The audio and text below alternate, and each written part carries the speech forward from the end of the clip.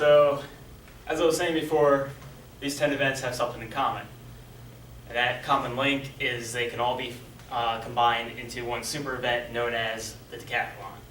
So what the decathlon is a series of 10 events competed over a 2-day span that involves 4 running events, 3 jumping events, and 3 throwing events.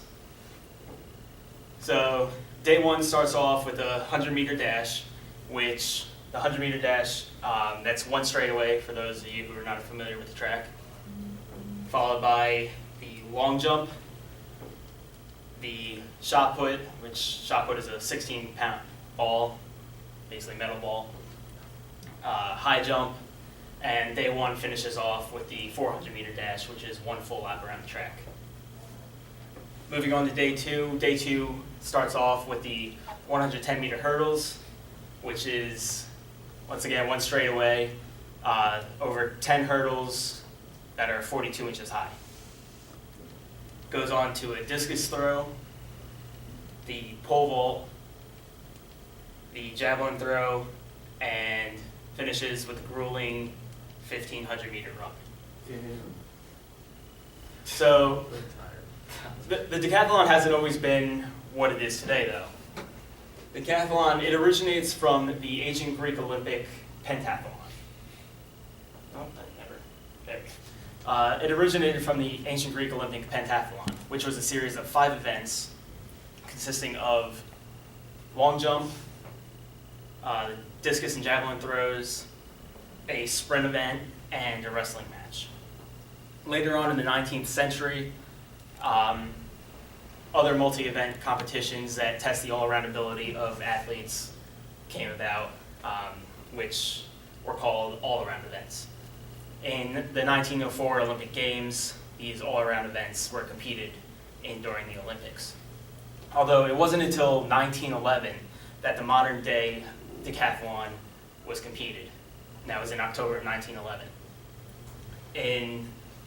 On July 30th, 1912, was the official debut of the modern-day decathlon in the Olympics, where American Jim Thorpe won by an outstanding margin, about 700 points, and he was named the greatest athlete in the world by Swedish King Gustav V.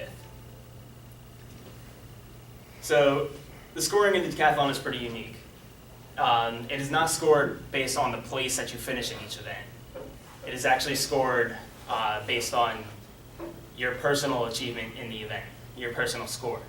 So in reality, you can go the whole decathlon without winning any individual event, yet still win the event overall, if it works out that way. So the system is based, the scoring system is based off of tables developed by the professional committees over the years, and those tables are developed based on professional athlete performances in each of the events.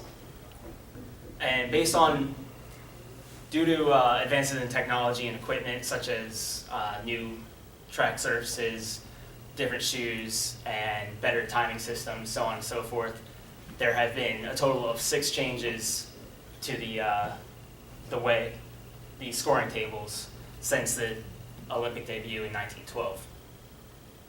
Those changes are in those years, the most recent being in 1985.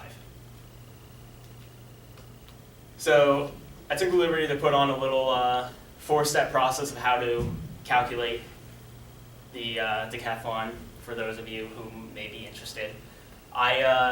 This scoring method is the way that I personally choose. I think it's the easiest way. So step 1, go to your web browser, type in google.com. Step 2, type decathlon calculator into the search browser. Step 3, click the first link.